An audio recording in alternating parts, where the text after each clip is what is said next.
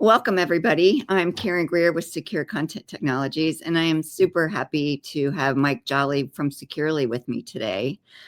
Mike is Senior VP of Partnerships and Channels for Securely, and we have partnered together for quite a number of years with the Securely platform that is very focused on student wellness and student safety. So, Mike, top of mind for me today is what are you seeing as some of the top major hurdles that the schools are facing with students and their safety and their wellness as we head into 2025?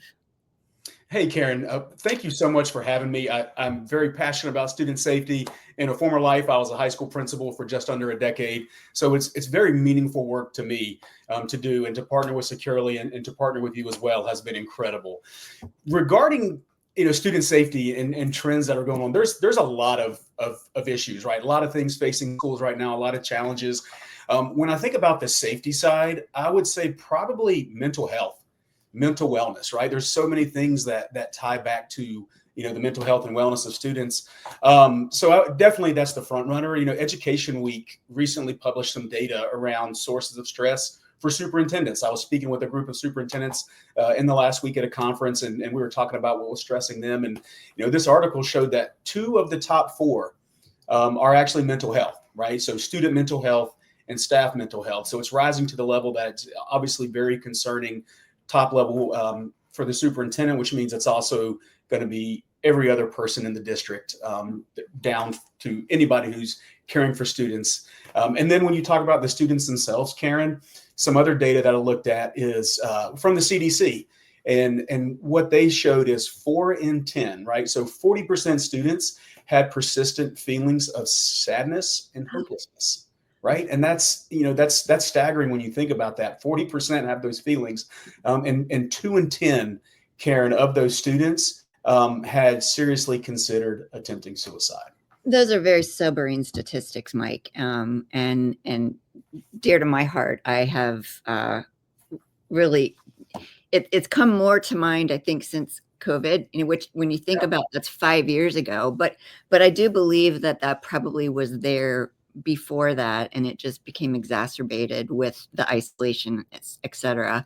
But I know that Securely has a lot of very valuable tools that schools and even parents can use to kind of monitor these things and maybe alert someone should that student reach a level that is very scary. Absolutely, we do. Again, it's one of the reasons I joined Securely, right? So school districts rely on us to solve a lot of different problems that tend to be the most pressing challenges for K-12.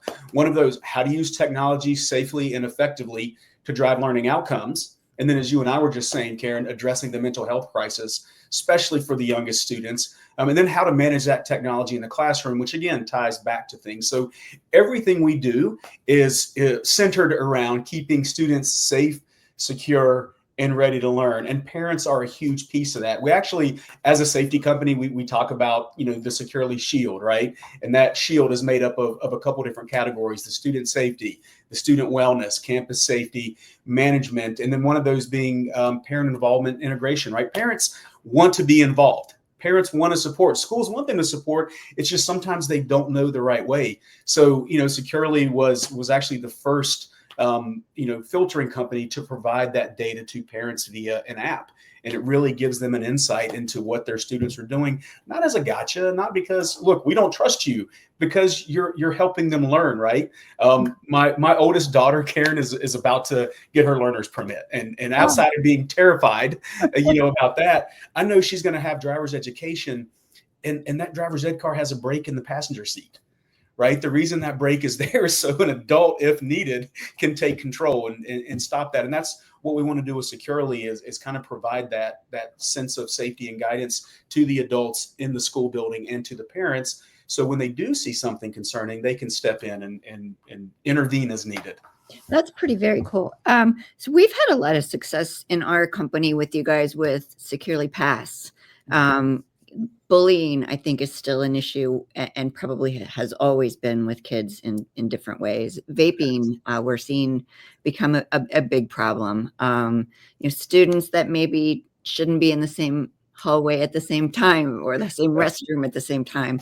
So can you talk just briefly about pass and explain our listeners what that is? Absolutely. So Pass, it's a newer solution for the Securely Suite, but is absolutely incredible. Again, I think back to being a principal, how much I would have loved to have had this technology. It didn't exist, back then. But what it does, Karen, is it does a variety of things. As you mentioned, it's a way to track student movement throughout the building. And there's a lot of reasons you want to track student movement as a principal for student safety, right? For accountability, to know where all my students are, for that staff accountability. How many students are you letting out of the class at a given time? Do you know how long they're gone and where they're going? But also, as you mentioned, as long as there's going to be schools, there's going to be students trying to smoke something, right? Whether it's, vaping or things that go down a worse path than that. The bullying that we see in the hallway, or just students not getting along. So PASS has some really unique things that are built into it, in addition to being able to leave a classroom and everybody in the building knows where I'm going, but also doing that seamlessly, right? Without having to raise a hand, without having to stop the teacher's flow. I'm going to be able to go where I need to go. But the system has some built-in controls that if you and I have issues with each other, or are too friendly with each other, the system knows that we shouldn't be out in the hall at the same time. If I've been out too many times, right? If I'm a frequent flyer of going missing when I leave a classroom, it can limit some of those things. So it's PASS. I'm glad you brought that up, because it's a really nice way for schools to have that accountability and sense of peace of mind that they know where their students are, and that the students are staying on task and being where they're supposed to be. And I was thinking about that too, in terms of mental health. Like if a child is being bullied when he goes out into the hallway, and the teachers know that, and they stop letting him out where that other student is, that has to give them some peace of mind, right? Absolutely. No, go right ahead. Well, I was going to say the other piece of that is, look, students need to leave the class for a lot of legitimate reasons. There are students that may need to go see the nurse, right? They may need to take medication. There are other stuff. And when you think about, as you mentioned, right, the mental health and students not wanting to, oh, hey, I've got to go to the nurse, or I've got to go somewhere else. I've got to go to an appointment with the guidance counselor or anything like that. Again, these are all built in. So the student just leaves, right? They just go where they're supposed to, doesn't have to do that. So it really protects the students in a way of not making them have to make a big deal about leaving the class for certain things and draw more attention to themselves. And that's really important to me as a parent of students too, to know that PASS provides those protections. Oh, I think that all the solutions are so wonderful, and we're so proud to be partnered with you to continue to represent securely and protect our students and our educators. They're under a lot of pressure just as much as the students. So I think all these tools just go far beyond helping them in their day-to-day. Thank you. We believe so too, Karen. We've got just over 7,000 school districts and 20,000 schools within districts using those solutions. So whether it's, one of the top 10 districts with over 200,000 students, or a school with 200 students, it doesn't matter the size of the school, how many students, the type of devices they use. The beauty of Securely is that we're going to make it work. We're going to be able to customize that experience to help them keep students safe and engaged. That's so wonderful. Well, thank you for joining me today. This was a wonderful discussion. And to all of you out there listening, if either one of us can provide any additional information for you, want to learn more, please reach out to me. We are a very dedicated Securely partner, and look for more of these. Mike and I might pop on a few more times this year with new topics to discuss with everyone. Would love to do that. Thank you for having me, Karen. I really appreciate it. Thank you.